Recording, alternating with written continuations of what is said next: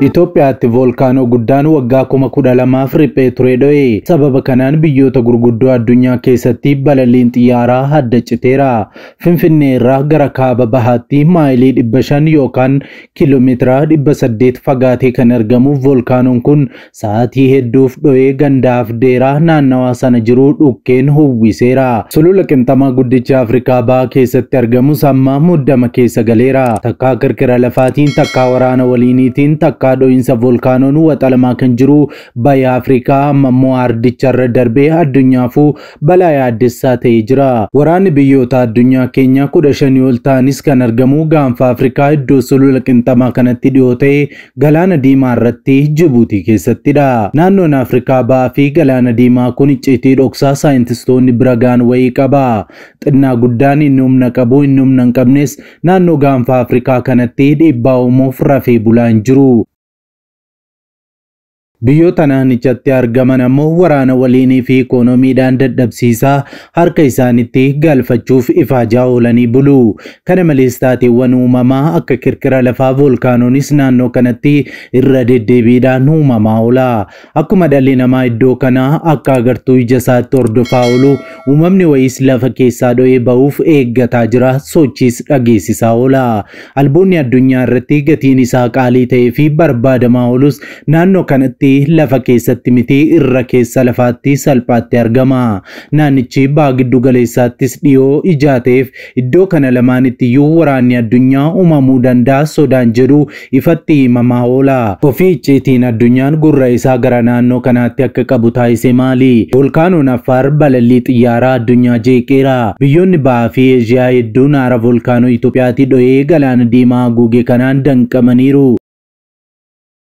Dho'insa volkaanoo Itoophiyaa kanaan aara furdaa maayilii 9 yookaan kiiloomeetirii 14 lafarraa gara samiitti ol ka'ee kan uumame yoo ta'u, dho'insi kun dhukkeen duumessa fakkaatu gara Yemen, Oomaan, Hindii fi kaaba Paakistaan akka qaqqabe giddugalli gorsaa dhukkee volkaanoo Tuluz ibseera. Dacheen Affaar iddoo itti volkaanoon guddichi addunyaa kun waggaa 12,000 booda dho'e kun sirrii galaanaarraa meetira 125 gadi siqee akka argamu ibsameera. Kanaan dura qophii keenya kaleessaatiin Galaanni Diimaan sulula Qinxamaa Afrikaa qabachuun ardii Afrikaa iddoo lamatti dhoosuuf akka jiru isiniif gabaasneerra. Kanaaf humnoota keessa lafaa keessatti rigata uumamu sanaan kirkirri lafaa uumamaa akka turee fi akka jirus ibsameera. Bulchiinsi naannoo Affaar qabeenya uumamaa hedduun kan badhaadhe ta'us iddoo volkaanoo guddaan addunyaa danquu keessaa burqu ta'eera. Sababa kanaanis irra deddeebiidhaan kirkirri lafaa sodaachisaan irratti uumamaa tureera, uumamaa jira.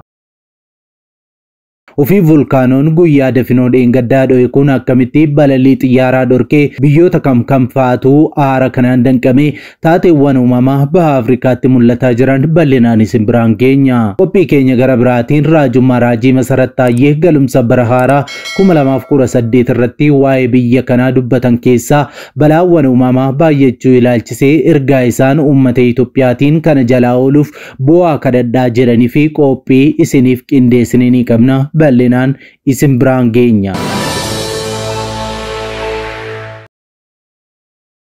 Nagaa fi araarri Waaqayyoo bakka jirtanitti hunduma keessaniif haa baay'atu. Akkam jirtu daawwattoota Kiristiyaan Miidiyaa. Qophii wayitaawaa yeroo kanaaf isiniif qindeeffannee isin biraan ga'uuf qabannee dhiyaanneerra. Hamma xumura qophii keenyaatti wajjin turaan affeerraa keenya. Yeroo jalqabaaf gara chaanaalii keenyaatti kan dabalamtan subscribe gochuun mallattoo beelii sana fuulduratti isinii dhufu ala tokko tuquun ol kan jettu irra kaa'adhaa, like share godhaa, yaada keessan saanduqa yaadaa keessatti nuu qoodaa. Kana akka gootaniin qophiileen karaa miidiyaa keenyaa yeroo hundumaa gadhiifaman hunduma dursanii akka isin qaqqabaniif isin gargaara. Kallattiin gara qophii keenyaatti wal wajjin dabarru.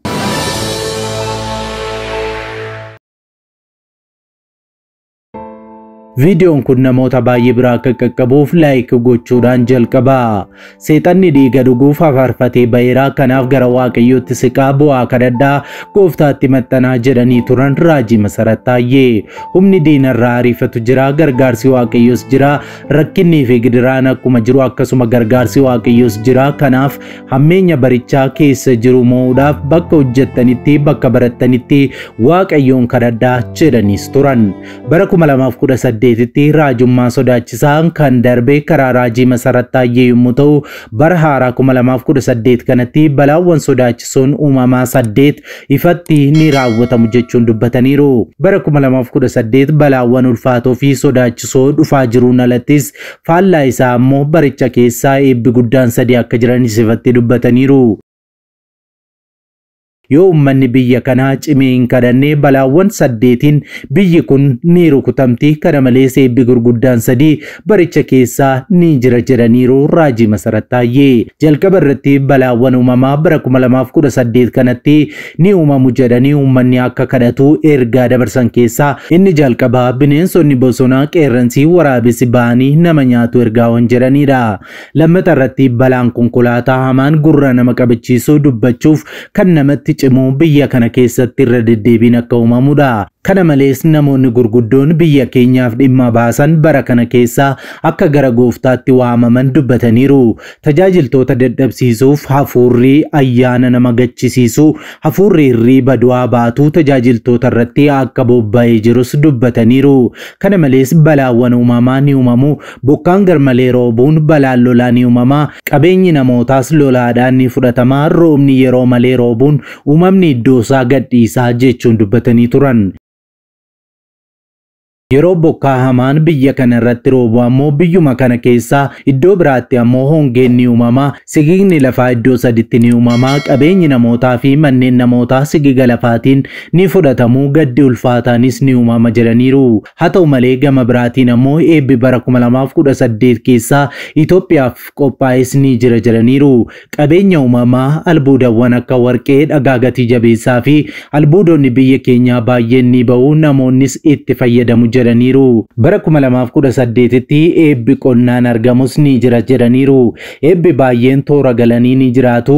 Hunduma caalaa kan nama hundumaa gammachiisu ammoo irreen gargaarsa Waaqayyoo biyya kanaa wajjin jiraachuu isaatis jedhaniiru. Raajummaan sodaachisaa fi hamoon kanaan olitti dubbataman kunis akka hin raawwatamneef cimnee haa kadhannu, yoo kadhanne ni oolla, akkasumas eebba keenya argachuuf gara Waaqayyootti adeebinu haa cimnu jechuudhaan raajii Masarat Taayyee dabarsanii turanii. Waaqayyoo hamaa jalaa nu haa baraaru. Odeessa keenya taanutti yeroo darbinu aarri volkaanoo Itoophiyaa naannoo Affaaritti uumame biyyoota baatti balallii xiyyaaraa jeequun ibsame. Aarri volkaanoo Itoophiyaa naannoo Affaaritti uumame irraa ka'ee galaana diimaa ce'ee Oomanii fi Yemen bira darbee Hindii Delhii ga'uu isaa ministeerri meetrooloojii Indiyaa beekse. Aangaa'onni aviyeeshinii Indiyaa akka jedhanitti sababa aara samii gubbaatti jeequmsa uume kanaan xiyyaaronni naannawaa sana socho'an akka qubatan ajajuu fi balallii hedduun haqamuu fi sa'aatii muraasaaf harkifachuu himanii jiru. Daandiin qilleensaa Itoophiyaa dhimma kana ilaalchisee deebii BBC'f kenneen aarri volkaanoo hanga ammaatti hojii isaa irratti jeequmsa akka hin uumne ibseera. Dhaabbilee aviyeeshinii fi meetrooloojiitti dhimmi kun ilaallatu waliin haala kana itti dhiyeenyaan hordofaa akka jiru himanii jiru. Itoophiyaatti volkaanoon riphanii waggoota 1000 finnoyin ture dilbata ganamaa eegalee dho'insa agarsiisaa tureera. Dho'insa sanaan aarri samii keessa ol ba'ee mul'atuu fi sagaleen dho'insaa guddaan dhaga'amaa tureera. Dho'insi volkaanoo kunis aara gara samiitti kan gadhiise yoo ta'u hanga Hindiitti deemuun balallii xiyyaaraa jeequus danda'eera. Sababa kanaanis balalliin xiyyaaraa gara Hindii fi Hindii irraa ka'uu akka haqamu gara biraatti akka jijjiiramu yookaan akka harkifatus taasiseera. Abbaan taayitaa aviyeeshinii Indiyaas daandiiwwan qilleensaa naannoo aarri volkaanoo itti mul'ate irraa akka hin balaliine ajaja dabarseera. Ogeeyyiin akka jedhanitti hammi faalamaa aara volkaanoon kun fidee hangam akka ta'e hin beekamne. Garuu qilleensa magaalaa Hindii yeroo baay'ee faalama qilleensaatiin rakkatu Delhii caalaatti ni hammeessaa jedhamee eegama. Aarri volkaanoo duumessaa daaraa xixiqqoo dho'insa volkaanoo hordofee gara qilleensaatti gadi lakkifamuuf keessaa qaba. Daaraan xixiqqoon kun ammoo motoraa xiyyaaraa miidhuun qilleensa buufata xiyyaaraa faaluu fi agarsiiftuu xiyyaaraa haguuguu waan danda'uuf balalliif balaa akka ta'u taasisa jedhameera. Daayirektarri olaanaa kutaa meetrooloojii Hindii BBC'tti akka himanitti aarri kun sadarkaa galaanaa irraa kiiloomeetira 8.5 hanga kiiloomeetira 15 gidduutti argamas jedhaniiru. Aarri kun yeroodhaaf balallii fi hojii saatalaayitii jeequu mala. Garuu haala qilleensaa yookaan qulqullina qulqullina qilleensaa irratti dhiibbaa waan geessisu hin fakkaatu. Halkanneen gaddaa kaaba Hindii kan ga'e yoo ta'u amma gara Chaayinaa deemaa jiras jedhamee jira akka daayirektarri kun himanitti. Aarri samiitti ol ba'e kun baduuf yeroo hangamii akka fudhatu ifa miti. Garuu aangaa'onni Hindii hanga kibxata halkaniitti samiin Delhii akka qulqullaa'u ibsanii jiru. Imalli qilleensaa sababa kanaan kan jeeqame yoo ta'u Air Indiyaan balallii 11 kan haqee ta'uus ibsamee jira. Xiyyaarota akka Indigo, Airbus fi KLM ammoo dhiibbaan irra geeras jedhameera. Imaltoonni buufata xiyyaaraa Mumbaayitti argaman gara buufata xiyyaaraatti osoo hin deemin dura haala balallii isaanii akka ilaalan ajaji darbeera. Daayirektoreetiin waliigalaa siivil aviyeeshinii Hindii balaliistonni sagalee motoraa aarrii yookaan foolii aaraa dabalatee taateewwan addaa ta'an kamiyyuu dafanii akka gabaasan gaafateera. Daandiiwwan qilleensaa xiyyaaronni naannoo kanatti balali'an akka sakatta'insa taasisanis gaafatamaniiru. Haalli yoo ammaatee gara buufata xiyyaaraa bakka dhiibbaa irra ga'ee qubachuun balallii akka addaan kutan yookaan akka harkifatu gochuuf qajeelfamni kennameera. Faalamaa aara volkaanoo sadarkaa 3 kan balaliisaa tokko osoo miidhaa guddaa hin uumamin dura balali'uu danda'u kan gadi aanaa, kan giddu galeessaa fi kan olaanaa jedhaman adda ba'uun kaa'amaniiru. Garuu sadarkaan faalamaa amma jiru sadarkaa isa kam keessa akka ta'e wanti ifa ta'e hin jiru. Faalama dho'insa volkaanootiin dhufu safaruuf qophii guddaa barbaachisa. Meeshaaleen dursanii raaganii fi erga uumamee safaruu danda'an dursa bobbaafamuun barbaachisaadha. Dho'insi volkaanoo akka kana qophii akkasiif carraa hin kennine. Kanaafuu sadarkaan faalama isaa hin beekamu jedhan pirezidaantiin Skeemet Wiizer GP Sharma. Yuunivarsiitii Finfinneetti daayirektarrii jiyooloojii astiroonoomii fi qorannoo hawaa Profeesar Attalaa Ayyalee BBCtti akka himanitti dho'insi kun waggoota kumaatamaa fi hin dho'in kan turedha jedhaniiru. Dho'insi volkaanoo akkanaa kun kan mudatu humni lafa keessa jiru sochii gara irra lafaatti ba'uuf godhu keessatti kan uumamu ta'uu fi sagalee guddaa dhageessisuus kirkira lafaa guddaa akka hin uumne dubbataniiru. Bakka volkaanoon kun itti dho'e naannoo Affaar Eertaa Allee bakkee volkaanoo dammaqaa hedduu qabuun beekamutti argama. Daaraa fi harri volkaanoo yeroon itti haala kanaan dhiibbaa uume guddaa miti. Garuu volkaanoon Ayislaand bara 2010 dho'ee imala addunyaa irratti jeequmsa guddaa uumee ture. Yeroo sanatti naannoowwan balallii qilleensaa UK fi Awurooppaa guutummaan cufame yookaan gariin cufamanii turani. Kunis erga waraana addunyaa lammaffaan booda jeequmsa imala qilleensarraa hamaa ta'e yeroo itti galmaa'ee ture. Bakki amma dho'insi volkaanoo Affaaritti mudate kun Eertaa Allee sulula Danaakil irraa kiiloomeetira 10 qofaa fagaata. Ji'a onkoloolessaa darbe keessas dhangala'aan lafa keessaa irra lafaatti ol ba'ee ture. Lafa jalaa dhiibbaatu jira. Kattaa gubbaarraa gadi ukkaamsee qabe kana darbee gara irra lafaatti ol ba'uuf sukkuummaatu jira. Humni lafa jalaa kun kattaawwan caccabsee dacheetti ol ba'a. Yeroo kana sagalee guddaa suuma. Bakki amma dho'insi itti mudate kun bakka ol ka'iinsa qabuu fi namnii fi beellanni dhiyeenya irra hin jiraanne ta'uun miidhaa ga'uu malu ni hir'isa. Ta'ulleen miidhaan ga'u fageenya hurriin kun imaluu hundatti osoo hin taane naannoo dho'insi kun itti mudatetti carraan miidhaa geessisuu guddaadha. Biiroon eegumsa fayyaa naannoo Affaar dhimma dho'insa volkaanoo naannichatti mudate kana ilaalchisuun ibsa baasee harrii fi caccabaan dho'insa volkaanoo hordofee uumamee fayyaa irratti balaa fiduu waan danda'uuf of eeggannoon taasifamuu qaba jedheera. Dho'insi volkaanoo kun godina Kilbeet Raasuu aanaa Afdeeraatti mudachuu kan hime biiroon fayyaa naannichaa dho'insa kana hordofee aarrii fi caccabaan qilleensa keessaa kallattii adda addaatiin faca'uu ibseera. Balaa sababa kanaan ga'uu malu ofirraa hambisuuf jechas hawaasni naannoo sanaa hanga aarri kun badutti afaanii fi funyaan isaaniitti maaksii godhachuun akka of eeggatan gorsee jira. Sababa kanaan balaa ga'uu malu hambisuuf biiroon fayyaa naannoo Affaar ogeessota fayyaa yaala hatattamaa kennan gara naannichaattis bobbaaseera. ogeessi qorannoo kirkira lafaa Profeesar Attaalaa iddoowwan kirkirri lafaa jirutti dho'insi akkanaa mudachuu ni danda'a garuu ni dhaabbata jennee yaannaa jedhanii jiru. Kanaan dura kirkira lafaa naannoo Afaaritti mudateen uummanni 43 ol sababa kirkira lafaatiin miidhamuusaa bulchaan aanichaa ibsanii turan. Kana malees manneen hedduu barbadeessuu fi lammiileen kumaatamaan lakkaa'aman qeerraa buqqa'aniiru. Naannoo Afaar godina Kilbat Rasuutti bulchaa aanaa Barihaallee kan ta'an obbo Alii Huseen sanbata duraa onkoloolessa 2018 walitti fufinsaan kirkira lafaa 3 aanaa isaaniitti uumamuu BBC'tti himanii turan. Lakkoofsi jiraattota aanichaa manni jalaa jigees 43 ol akka ta'an himanii turan. Bulchaan aanaa kun gandoonni aanichaa 5 kirkira lafaatiin gaafa jalqabaa miidhamuu isaanii kan himan yoo ta'u gandoonni 2 immoo miidhaa cimaan irra ga'uu ibsanii turan. Gandi miidhaa cimaan irra ga'e inni duraa Buree kan jedhamudha. Gandi inni biraan ammoo As Gubbii jedhamas jedhanii turan.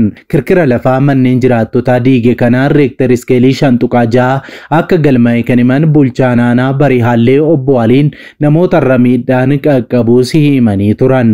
Lammiileen sababa kirkira lafaatiin manni jalaa diigameef deeggarsa yeroo hatattamaa gochuufiif damdamachiisuuf koomaandi poostiin naannichatti hundaa'ee hojiitti akka jirus bulchaan aanichaa ibsanii turan.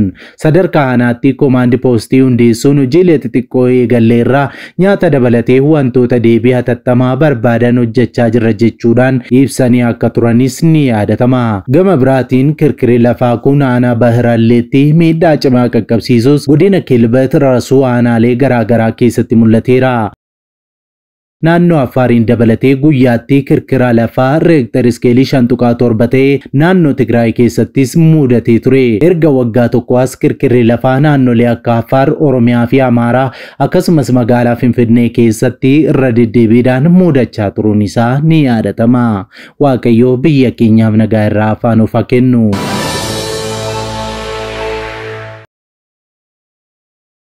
Egaan daawwattoota Kiristiyaan Miidiyaa qophiin yeroo kanaaf siniif qindeeffannee kanneen hanga ammaatti daawwattanidha. Waan daawwattaniif ulfaadhaa jechaa qophii keenya walakkaatti kan nutti dabalamtan subscribe gochuun mallattoo beelii sana fuulduratti sinii dhufu haala tokko tokkoon ol kan jettu irra kaa'adhaa like share godhaa yaada keessan saanduqa yaadaa keessatti nuu qoodaa. Kana akka gootaniin qophiileen karaa miidiyaa keenyaa yeroo hundumaa gadhiifaman hunduma dursanii akka isin qaqqabaniif isin gargaara. Sa'aatutaan booda odeeffannoo wayitaawaa karaa birootiin hanga deebinee ol arginu nuti turtii gaarii isiniif haa ta'u nagaan tura.